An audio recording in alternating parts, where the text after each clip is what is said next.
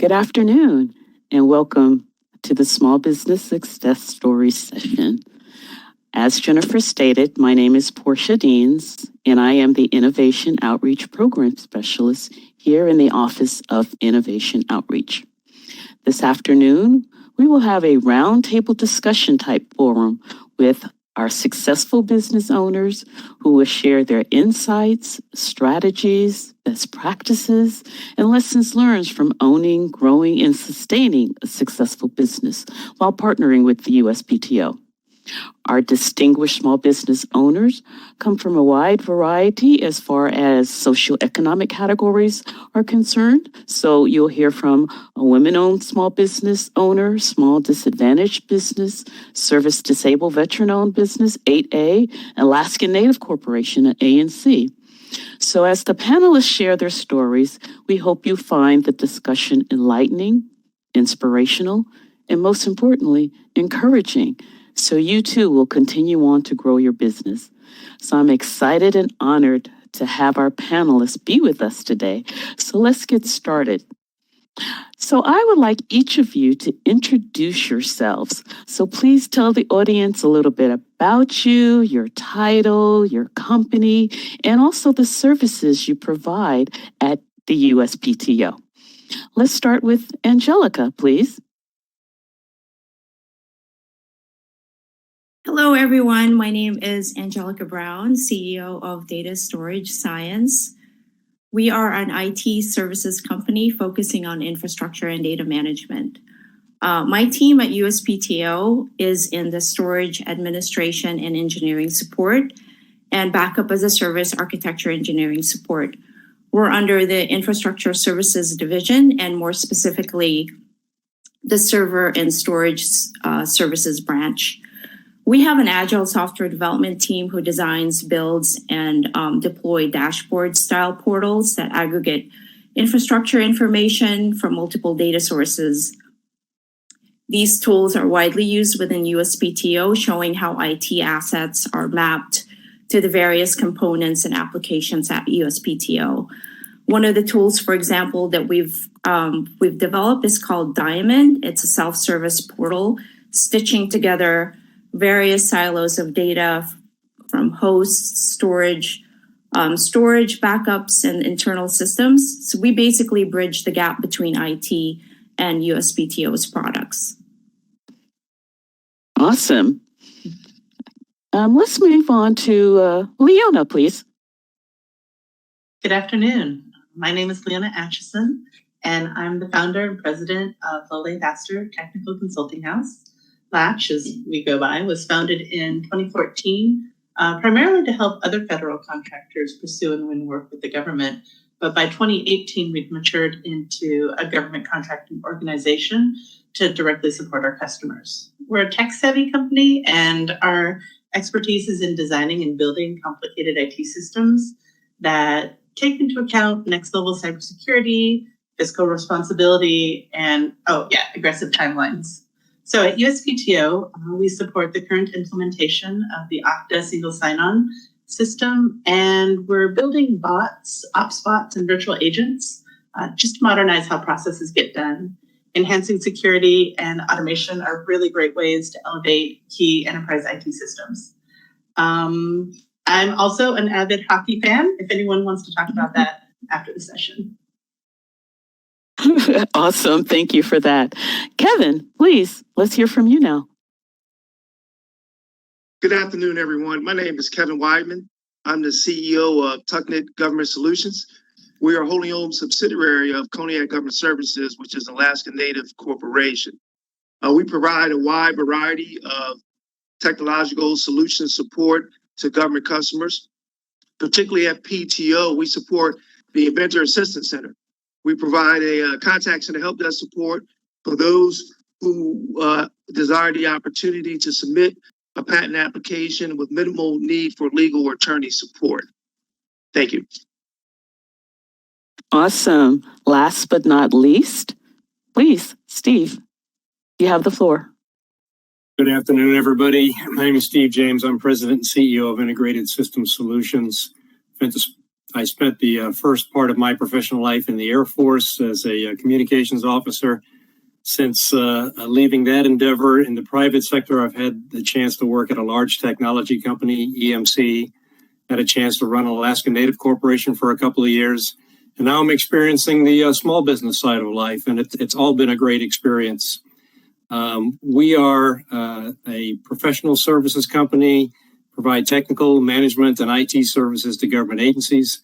NOAA is our biggest client.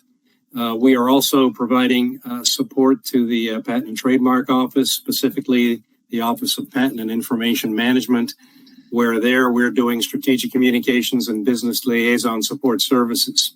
Companies certified as a CMMN Level 3 appraised and verified as an SDVOSB. Really pleased to be part of this presentation this afternoon. Thank you. Awesome. Well, thank you. And let's get to know you a little bit better. So I used to be a small business specialist, and I've talked to many small business owners, hundreds actually. So I'm always interested to know, what's the driving force or that pivotal moment in your career or life when you have that awakening moment and decide, you know what, I can do this for myself. I can build this business for myself. Or did you see a need in the federal space where you thought, you know what, there's a niche there and I need to provide that service? So what motivates you? And if you can kind of elaborate on those things that impact you the most, let's hear from you in the audience. Let's start with Angelica, please.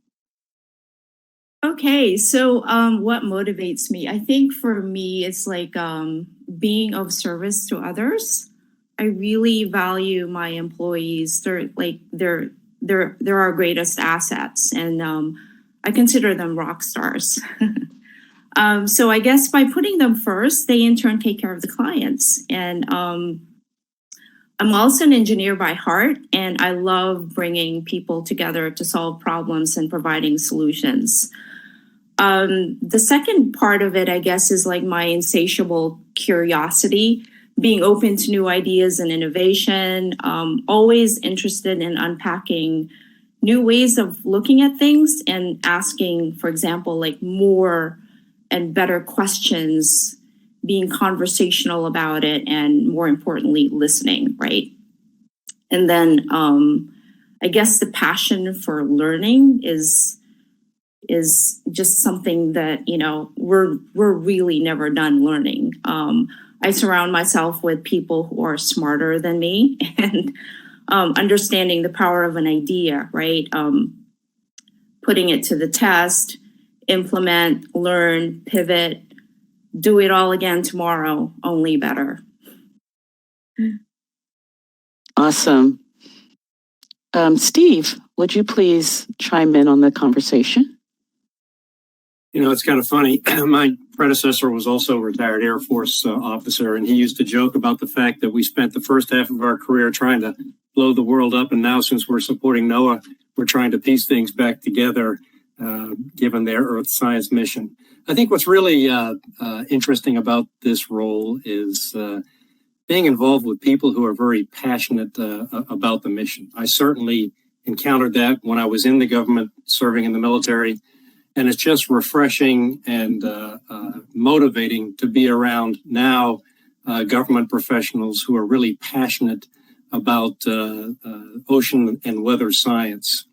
It's also in this role exciting for me to be able to empower employees to achieve shared goals and objectives that I find motivating.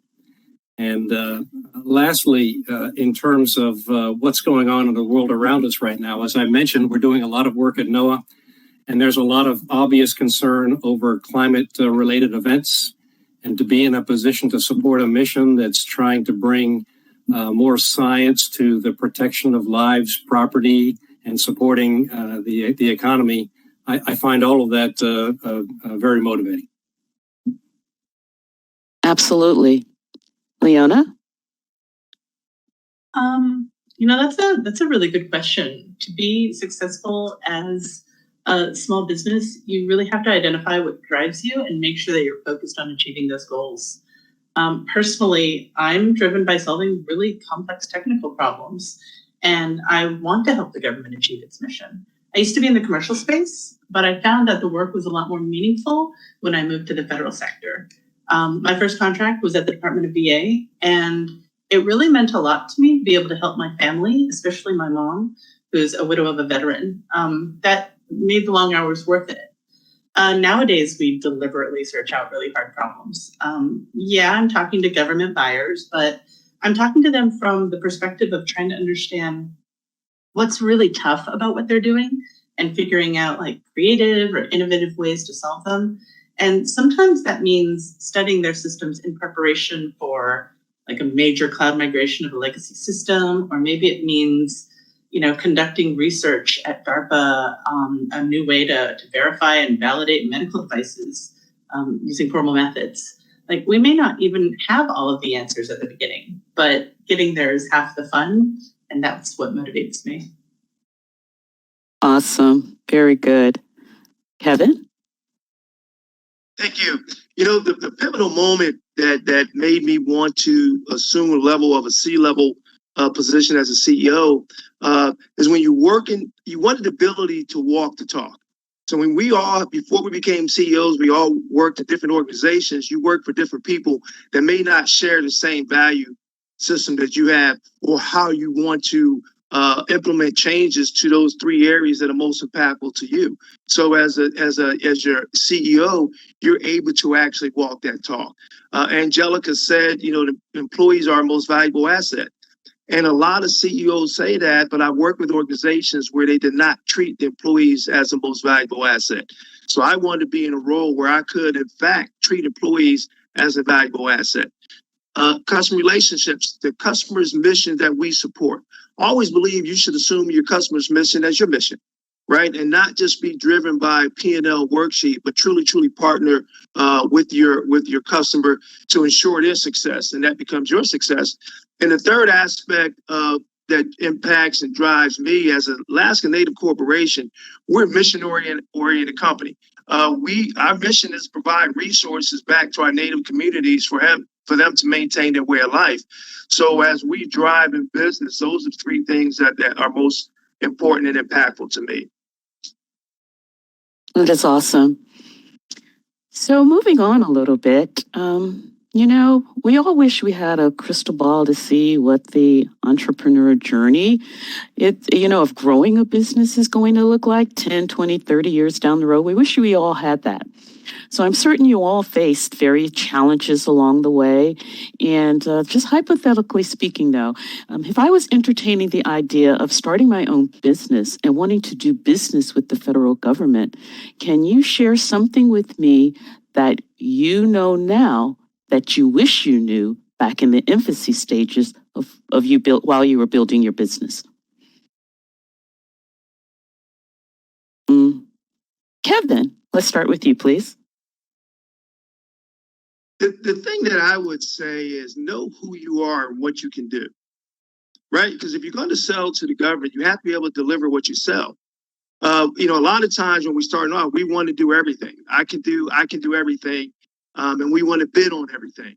We don't selectively choose opportunities to pursue. So I would encourage you to identify what you really are capable of doing. And don't try to say, hey, I can do everything. You talk to a lot of small businesses starting out, and everybody, yes, I can do this, I can do that, I can do that. And you really can't, right? So find out what you do best and try to do that most. That is an excellent advice. Let's see, Steve? Yeah, I think the thing that we were slow to need on understanding, or I'll say I was the importance that social media has taken on when it comes to branding and marketing a company. I was part of a generation where that was not necessarily what we grew up with. And when it comes to things like building brand awareness, acquiring leads in a low-cost way, learning more about the customer's preferences, interests, and requirements, we could have done a better job in hindsight in trying to leverage that in pursuit of our business interests. Now, we're making up for lost ground, and it's not like we're not doing anything in this regard now. But if I had the chance to start it all over again, I probably would have paid more attention to that sooner than what I did. Yeah, great advice. Great advice. Angelica? So I came from the commercial world as well. And earlier on, it was just so daunting to learn all of these, anything to do with the federal government. And so I had to learn all of that from scratch. And basically, the most important lesson that I would love to share with you all is basically you can't do it all alone. So don't be afraid to and be vulnerable to ask for help. Seek counsel of your own peers and surround yourself with people you truly trust who understands your heart, your soul, and your purpose. And there will always be ups and downs as in anything, right? And don't take things too seriously.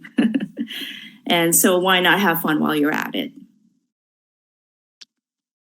That's a very good point. Pursuing your passion. So, it won't feel like, it's so overwhelming to you, but I'm sure, you'll go through your challenges and what have you, but continue to pursue your passion. So last but not least, Leona. I had a couple of advantages becoming a small business owner in the federal contracting space. For 3 years, I was a solution architect for a large system integrator in their corporate growth group. And then for 4 years after that, I basically was a solution architect for hire to other federal contractors. So my challenges when starting my own business were a little bit different. Though if I were advising other small businesses, I'd really say learn about contracts, learn about solicitations, engaging with the contracting office, how to run contracts, even start off by being a subcontractor first so you can get to learn how to do these things without having to be directly accountable for them. For me personally, my biggest challenge was in the financial realm. I'm a techie at heart. So early on at Latch, we were supported by really good people who had that kind of extensive financial background and were willing to support us when I needed help. But I realized that in order to grow my business, I had to have a better understanding of it. So winning contracts is just the beginning of what you do. Because of regulations and policies, how we're paid, how we compensate our employees, how we pay our subcontractors, it's all very prescriptive. And so knowing how to do cash flow projections and finding the right bank and, shout out to Old Dominion National Bank here, and getting and maintaining the right line of credit, like all of those things are critical to building and maintaining a healthy small business. Have you ever heard of failing by succeeding? The financial parts of contracts, when you're really successful, will absolutely teach you what that means. That is awesome. And actually, that is a good segue into the next question that I want to ask everyone. And how do we, as far as the federal government is concerned, how do we engage with industry better? I want to hear from your perspective as successful small business owners. So, Leona, we'll start with you first, please. All right. So I have some thoughts. I think it's important to share the priorities and the pain points that are going to better prepare us as industry on how to help. I understand that sometimes the problem set really seems so large that the government doesn't know what to ask for. But I think it's better to, instead of trying to figure it out on their own, I'd really like to encourage government to reach out to industry to figure it out. Like I've really enjoyed agencies who support SBIRs, right? SBIR is the Small Business Innovation Research. It's a great opportunity to fund small businesses who are trying to define and solve that kind of next generation problem set. I also like agencies who are incorporating more non-traditional means of market research, like DHS does town hall meetings, SOCOM has small business roundtables, HHS has the vendor engagement sessions. At USPTO, the Enterprise Infrastructure product line recently conducted market research and industry engagement with the end goal being of awarding a rapid phase production contracts. And they invited members of the industry to ask them questions during the symposium, to write concept papers that explained how to solve certain problems. And they opened it up and allowed us to directly hold actual dialogue with government folks who are experiencing the problems today, rather than with a lot of solicitations, we have to rely on what we can extrapolate. This way, we were able to actually talk with them. Our answers became so much better for having that engagement. And so in turn, USPTO is able to get better solutions when it actually comes time to deliver on those contracts. Mhm. Excellent point. So, who would like to go next? I feel like I'm a teacher just calling out on everybody. Who would like to go next? Hey, I'm happy to do that. And teeing off of Leona's last comment, I'm a big fan of this notion that I think requirements are much better satisfied if government and industry are working together before things get set in stone and the solicitation is on the street, because at that point everything's locked down and there can't be exchange. I certainly understand from the government's perspective, if they answered every industry phone call, they wouldn't get any work done. And so there's a balance to be struck there. And ideas would seemingly be as simple as just setting aside some time, maybe a half a day, a third of a day, a week, to set up 20-minute Zoom calls with companies to get some ideas and thoughts. It's very helpful when we see government agency executives participating in industry events. That's another relatively easy way to promote the engagement. I think these reverse industry days that are increasingly becoming more popular with certain agencies are yet again another way to facilitate the exchange. However it gets done, I just think it's a very important thing to keep in mind. Absolutely. And having multiple and often engagement with industry was something that I advocated for with the small businesses and the stakeholders. Who would like to go? Angelica? Sure. Basically what Stephen Leona already mentioned, just to add to that, providing a mechanism for businesses to provide information about products and services that government might be interested in. So, for example, like a periodically scheduled event, like how DISA does technology exchange meetings, might be useful if applied more broadly. It's a way for us to sort of get that dialogue with government, and at the same time showcase what we have to support that. Awesome. Kevin? I mean, if I had gone first, I would have probably repeated any one of the both answers that Stephen, Leona, or Angelica had already provided. But if you say, how do we engage with industry better? I would just add this additional note is across the federal government, it would be good if we could better embrace the concept of partnering with industry. Mm-hmm. PTO does this very well, plug. But across the federal government, a lot of times we're seen as, contractors, we're just in it for the buck. And a lot of us contractors want to partner. We want to help you support your mission. So let's embrace the spirit of partnership as somewhat of a culture change. And again, it's not every federal agency that looks at us as just, blood-sucking, seeking, contractors. But some really, really embrace the fact that we do want to help, right? So we're in business, generate revenue, make money, sure. But not at the sake of sacrificing your mission, right? So I want your mission to be my mission, but I also want you to view me as a partner and an ally, as opposed to us against them, right? You paying me to help you, so let me help you. Exactly. Partnering with the federal agency and with industry, it's a win-win for everybody. And as you said, it is a cultural challenge. I mean, as long as we put that faith foot forward and continue with the open dialogue and continue partnering together. I think systematically throughout the federal agency, we can definitely see a change as far as how we engage with one another.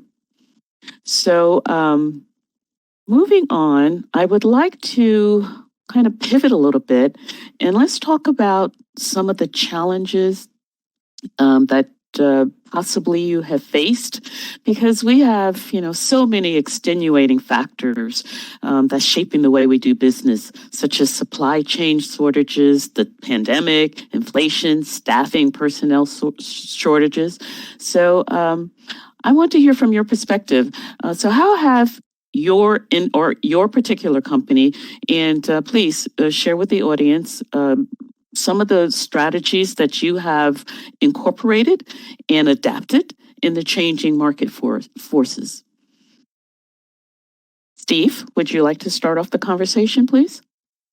Sure. I'm kind of looking at that from a couple of dimensions. On the technology front, obviously, the pandemic has had an impact on how everybody does things, making more effective use of collaboration tools, shared drives, software as a service options for things like recruiting and HR management.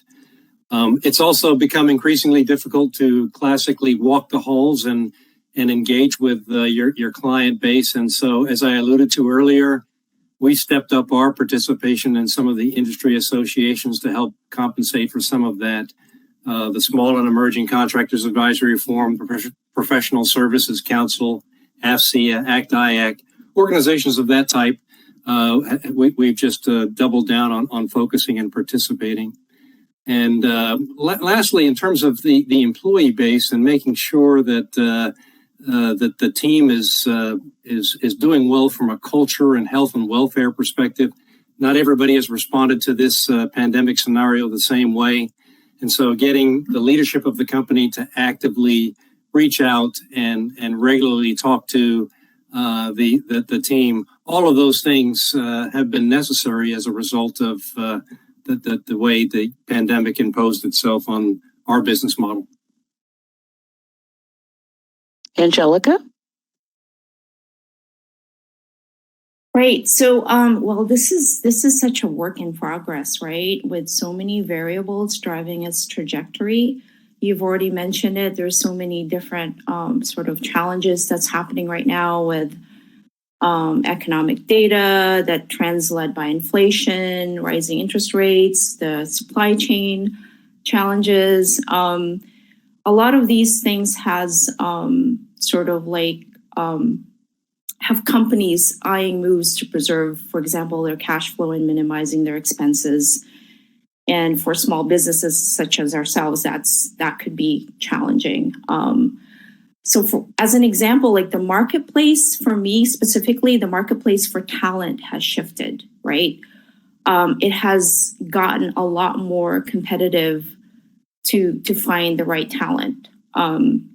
So leaders who can effectively meet those challenges and, are critical for creating work environments that attract the right kind of candidates and bringing really good sustainable results. That's the challenge for us. So if employers continue supporting, like, for example, remote or hybrid work, a location agnostic talent strategy could drive like a very different employee benefits approach in the months and years ahead. So for me, for example, we've changed some of our benefit plans to accommodate more of that sort of like work-life balance, right? For example, like getting stipends for virtual fitness, for example, instead of doing stipends for transportation, since we're not doing that anymore. So we've shifted our employee benefits to be able to cater to that kind of environment at this time. Awesome. Leona? Obviously, I agree with what Steve and Angelica say. I think for us personally, when we changed from a consulting agency who specifically did solution architecture to a federal contractor in 2018, We did it because how the government was doing business and the solicitation timelines, they were shifting to make an unpredictable consulting environment. So even though today we have a global pandemic that's affecting small businesses and how successful we can be, I think that market forces are always in effect and always something we have to be cognizant of. So things like timing and availability of contract vehicles that pop up, or the constant mergers and acquisitions in our industry, or even just like economic fluctuations, have to be a major part of a small business's strategic planning. And not only do you have to really kind of think about yourself and your company and what you want to do over the next year, but you have to be prepared to start having adjustments in midstream to be able to evaluate your strategic plan quarterly or biannually. Mm-hmm. And so every year when we elaborate on our strategic plan and revisit it, we noticed that the timelines were changing and everything's changing. So we prepared in advance by applying for socioeconomic categories, including women-owned small business and 8A programs. They have a lead time, and so you have to make sure that you can actually execute on your strategy by getting all the things prepared. So we have to understand recessions and sequestrations and the aforementioned global pandemics, and deliberately broaden our offerings and customer base. So we focus on well-funded agencies and self-sustaining agencies like USPTO who drive their own revenue. And we also, that way we can create a broad base of work where we're less likely to be affected by adverse economic conditions. And that all comes down to strategic planning and just making sure that you keep your eye on changing market forces, because that'll happen all the time, global pandemic or not. Exactly. Kevin? I'll follow the employee thread because I think that the largest change in force is the availability of employees. There's more jobs and employees that are out there. So not only do you have to get innovative in how you recruit new employees, you also have to be cognizant of how you retain your current employees because other people are looking to recruit them as well. Exactly. You said earlier, employees are our best asset. So we continue, as Angelica mentioned, we continue to challenge ourselves from our executive leadership team is how do we continually engage our employees, right? So we have an employee engagement committee that we keep trying to come up with different ways to continue to engage our employees, especially during this time in their morale and welfare. Angelica mentioned the benefits, enhancing the benefits. There's some things that may, as a small business, may impact your bottom line, but a lower bottom line of something is better than a higher bottom line of nothing. We went through this when the pandemic first started. There were no in-person meetings, no in-person holiday parties, no travel was going on. So as a company, the resources that you had allocated for those holiday parties, what did you do with them? You could have put them directly to your bottom line, or you could have used those resources and invested them back into your employees in one way or another. And we chose to invest them back in the employees. And now from a recruitment perspective, what we're finding ourselves, we have to over-recruit. There was a time when, as a small business, you didn't dare think about having employees on the bench. But when the contract runs out and the next contract starts in 3 months from now, we were maybe riff or furlough those employees in the past. But now we find in ourselves, we have to keep them on the bench and float that. So does it affect your bottom line? Yes, it does. But if you let those employees go, it's going to take you longer and you'll probably lose more than you would have just keeping them on the bench. If that makes sense. Yes, it does. So and each of you have already touched upon, the pandemic and how it has affected the way that you're doing business. Is there anything else you want to share with the audience to expound upon how you have changed as far as your business model is concerned during the pandemic? And I know each of you have already stated some of the impact, but is there anything else you would like to share with the audience in that regards? Anyone can answer the question. Well, Portia, I would make an observation, and it's it's interesting. I'm not sure if there's a cause and effect here, but in our company anyway, we have seen more exodus of our employees to become federal executives during the pandemic than ever was the case before. Again, I'm not sure if there's a cause and effect there, but the numbers have been rather extraordinary. I also think in terms of things we haven't talked about already, clearly two areas matter with regard to the pandemic. One is, I think competition for talent is probably going to be, no matter how big a business is, or whether you're on the federal side of the equation, that's going to be the central challenge for all businesses over the next 10 years, as we've decoupled the need for having an employee proximate to the office. And we're still trying to sort through what all that means. But how you staff and hire in a virtual environment is an interesting challenge. And then from another perspective, on the business side of things, how you structure your strategy with regard to pricing a proposal becomes very difficult, because you, in most cases, don't have definition on the side of the customer as to whether or not that employee is always going to have to be close to the government office that's being supported. And so those are just a couple things. We're still trying to work our way through them, but they're obviously pandemic related. Absolutely. Is there anyone else would like to expound on that question? Yeah, I would, Portia, because, one of the other things that causes effect in our customer intimacy. We're used to being able to be in the building with your customer, walk down the hallway and sit and talk with your customer, but now nobody's in the office. And we try to use, virtual means to do that, but then it's still just a small window. And I think that's become a challenge, really, even within your own organizations as well. Because we used to be able to walk next door and talk to your CFO, walk next door and talk to your HR person. During the pandemic, everyone was virtual. So you had to, okay, well, I remember next time I talk to Denise, I'm going to ask her this. And when you get my age, you can only retain but so much. So by the next time you talk to Denise, I forgot what that point was. Or we say that at the next leadership meeting, I'm going to bring this up. So you lose a little bit of that intimacy within your organization, as well as, and again, I talked about partnering with your customers. It almost adds a little wall to it that affects that overall customer intimacy and ability to build that up. Thank you for that, Kevin.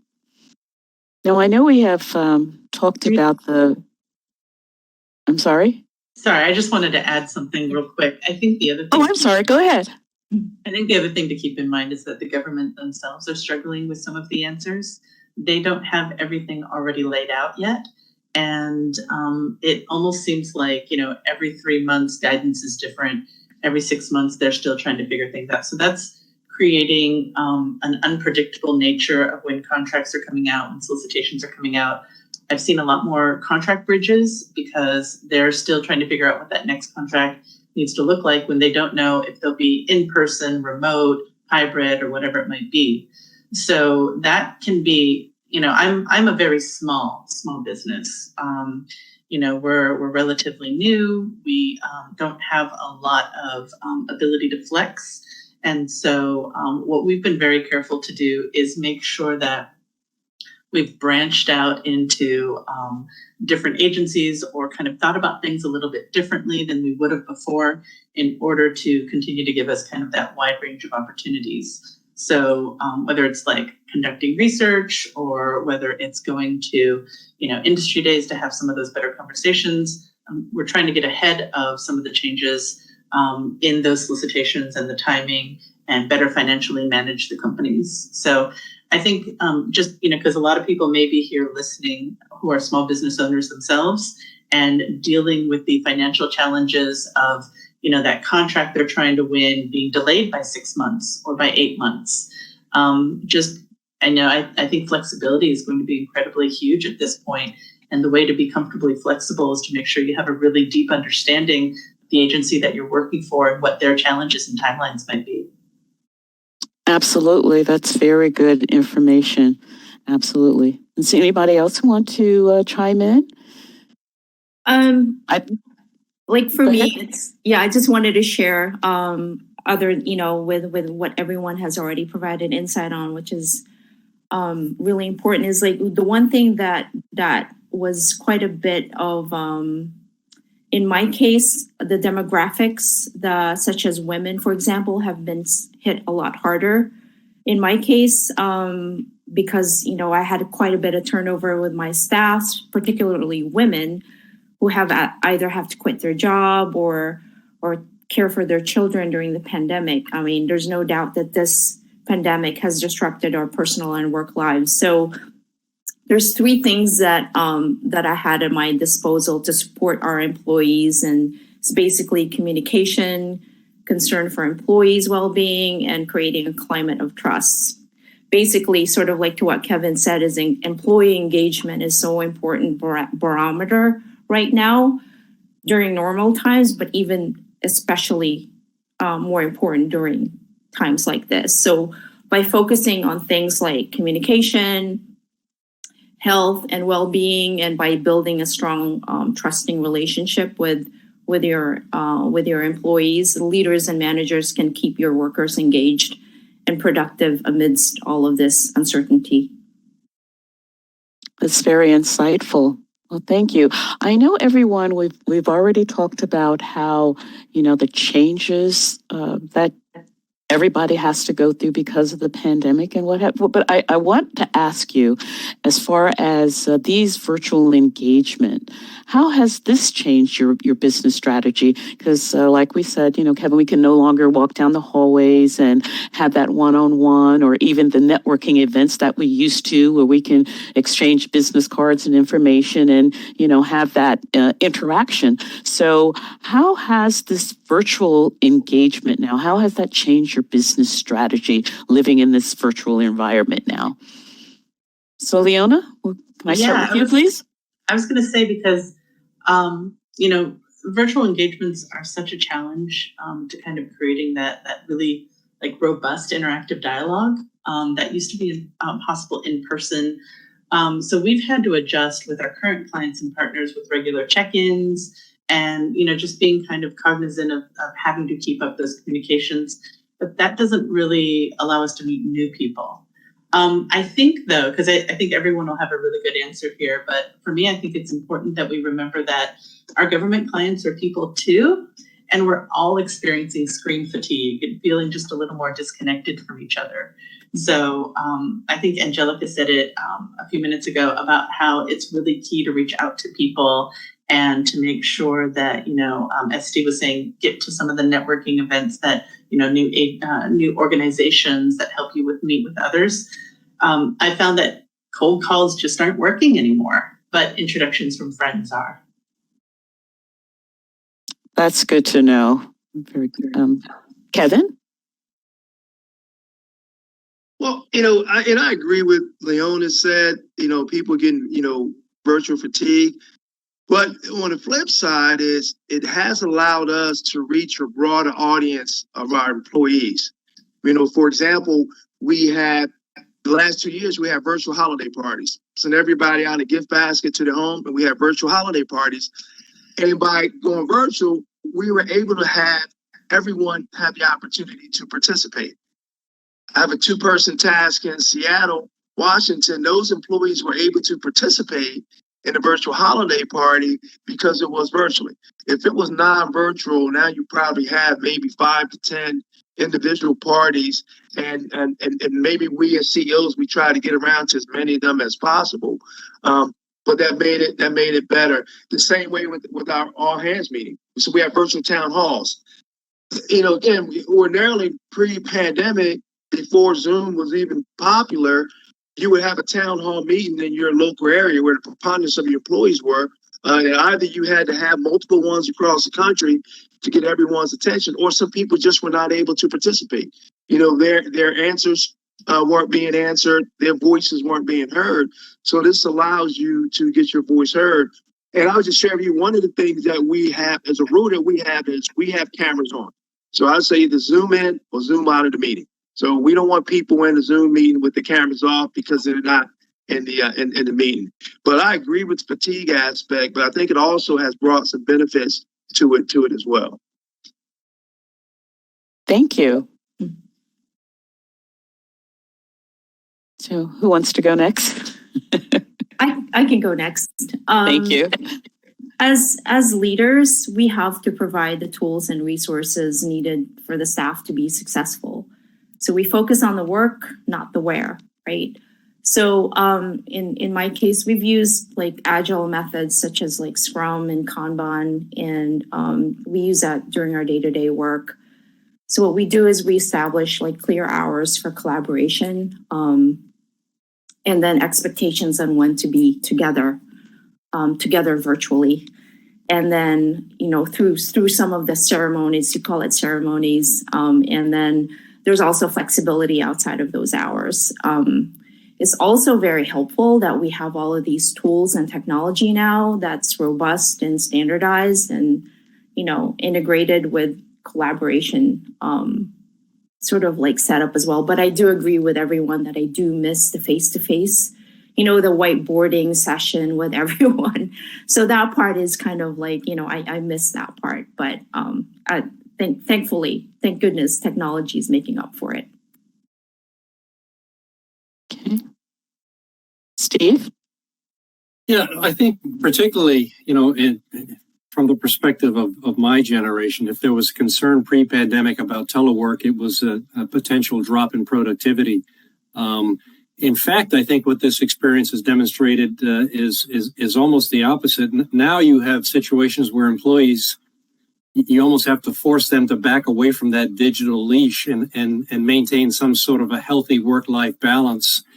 And so things like stepping up company social events and making very deliberate efforts for outreach, acknowledging accomplishment and effort, all of those things matter. I'm particularly concerned with that category of employee that's just starting out their professional life and not being able to bump into that wily veteran in the break room and ask about how you do this or how you do that. I'm not sure we've broken the code on how to best attend to that yet. It's still work in progress, but it's an area of focus from the company's leadership perspective. That is an excellent point for certain.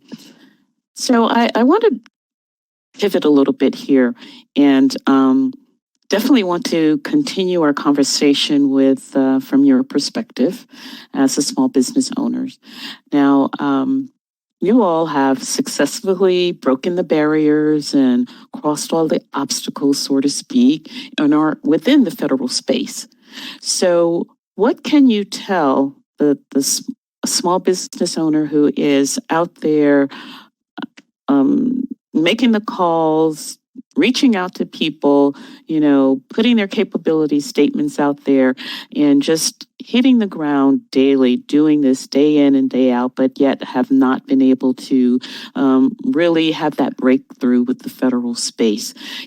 Is there anything that you can share with them and perhaps even talk about perceived barriers that might, you know, help them and let them know that, you know, you're not the only ones going through this. We've all seen this, and you know, and it's not just a one-time thing. This is kind of a systemic type barriers, perceived barriers.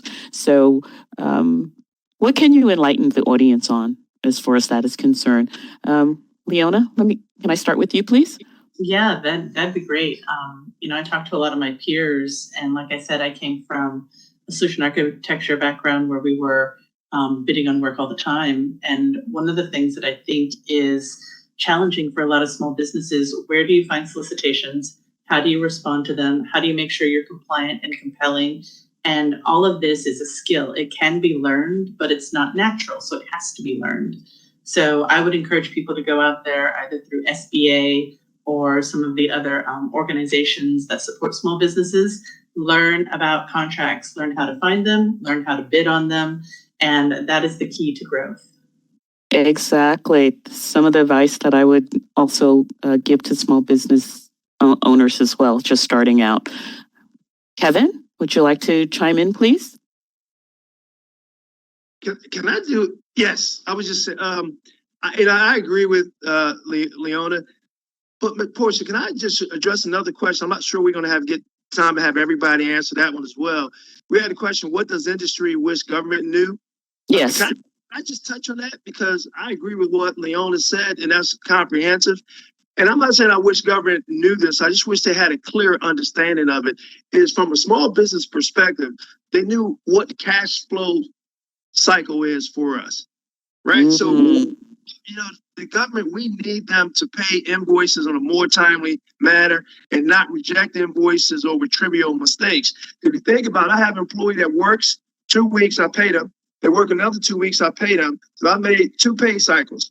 I invoice the government, and if I get paid in 30 days, I still have to pay that employee 2 more cycles. Now I paid the employee 4 cycles, and if an I is not dotted or T is not crossed, right? When you just reject that invoice, I wish they had a better understanding, a little bit more compassion of what the impact of that is on the cash flow of a small business. And I apologize, I didn't answer the other question, but if we ran out of time, I did want to address that question as well. Exactly. That is a very good point. You are so right. And we are running over a little bit of time.